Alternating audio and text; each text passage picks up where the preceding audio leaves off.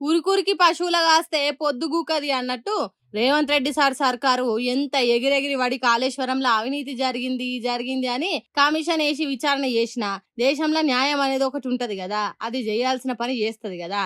అందుకే రాష్ట్ర హైకోర్టు కాళేశ్వరం అవినీతి మీద వేసిన పీసీ ఘోష్ నివేదిక ఆధారంగా ఎవరి మీద చర్యలు తీసుకోవద్దు అన్నట్టు చెప్పిందట.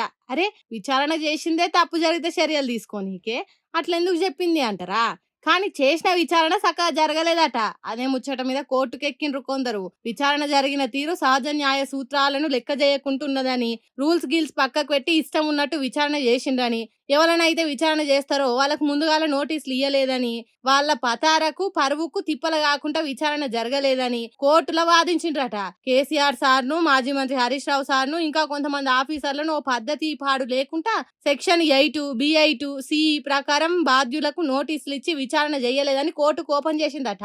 అందుకే పీసీ ఘోష్ కమిషన్ నివేదిక ఎందుకు పనికిరాని పాత పేపర్ల కంటే అధ్వానమైనది అనేటట్టు సర్కార్ నెత్తి మీద సుత్తతోని పట్టగొట్టిందట హైకోర్టు. ఘోష్ నివేదిక ఆధారంగానే సిబిఐ విచారణ చేయాలని రేవంత్ రెడ్డి సర్కార్ ఆలోచన చేసింది. కానీ ఇప్పుడు ఈ నివేదికే చెల్లకుండా పోయే వరకు రేవంత్ రెడ్డి సర్కార్ ఏదైతే జరగాలనుకున్నదో అది బూడిదల పోసినా బుడ్డ పరకల పులుసు తీరైందట. మరి ఇదే ముచ్చట మీద సర్కార్ సుప్రీంకోర్టుకు పోయి మేము సక్కటి పనే చేసినామని వాదించాలని చూస్తుందా, లేకుంటే అక్కడికి పోయినా ఫలితం లేదని పీసీ ఘోష్ కమిషన్ మళ్ళా విచారణను ఓ పద్ధతి ప్రకారం చేయమంటదా, చేతులు గాలినాక ఆకులు పట్టుకునే పనేమన్నా చేస్తుందా అనేది చూడాలి. ఏదేమైనా తొందరపడి ఉరుకులాడితే సుందరవదనకు సుక్కలు కనిపించినాయి అన్నట్టు రేవంత్ రెడ్డి తొందరపాటుకు కోట్లల్లా కోలుకోలేని దెబ్బలు పడుతున్నాయి కాంగ్రెస్ సర్కారుకు.